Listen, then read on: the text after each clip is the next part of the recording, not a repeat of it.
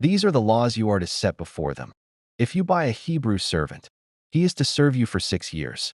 But in the 7th year, he shall go free, without paying anything. If he comes alone, he is to go free alone. But if he has a wife when he comes, she is to go with him. If his master gives him a wife, and she bears him sons or daughters, the woman and her children shall belong to her master, and only the man shall go free.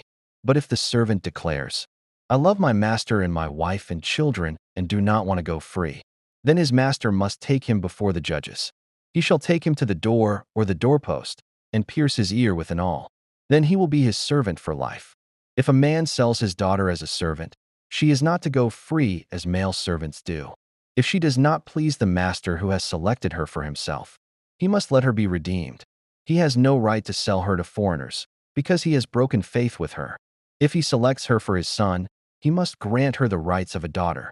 If he marries another woman, he must not deprive the first one of her food, clothing, and marital rights.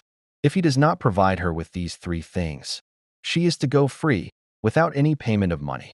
Anyone who strikes a person with a fatal blow is to be put to death. However, if it is not done intentionally, but God lets it happen, they are to flee to a place I will designate. But if anyone schemes and kills someone deliberately, that person is to be taken from my altar and put to death. Anyone who attacks their father or mother is to be put to death.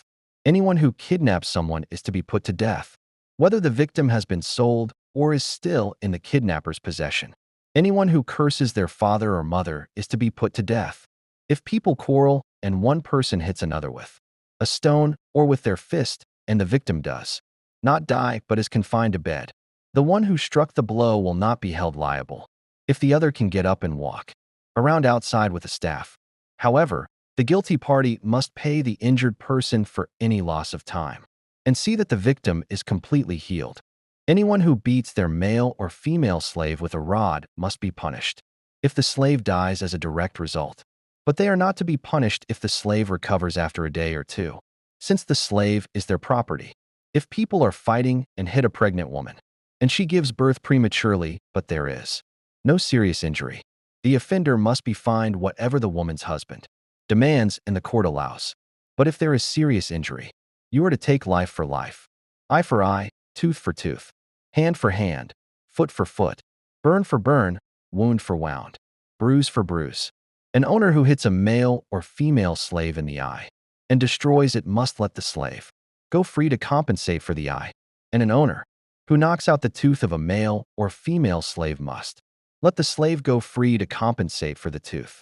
If a bull gores a man or woman to death, the bull is to be stoned to death, and its meat must not be eaten, but the owner of the bull will not be held responsible. If, however, the bull has had the habit of goring and the owner has been warned, but has not kept it penned up and it kills a man or woman, the bull is to be stoned and its owner also is to be put to death. However, if payment is demanded, the owner may redeem his life by the payment of whatever is demanded. This law also applies if the bull gores a son or daughter. If the bull gores a male or female slave, the owner must pay 30 shekels of silver to the master of the slave, and the bull is to be stoned to death. If anyone uncovers a pit or digs one and fails to cover it and an ox or a donkey falls into it, the one who opened the pit must pay the owner for the loss and take the dead animal in exchange. If anyone's bull injures someone else's bull and it dies, the 2 parties are to sell the live one and divide both the money and the dead animal equally.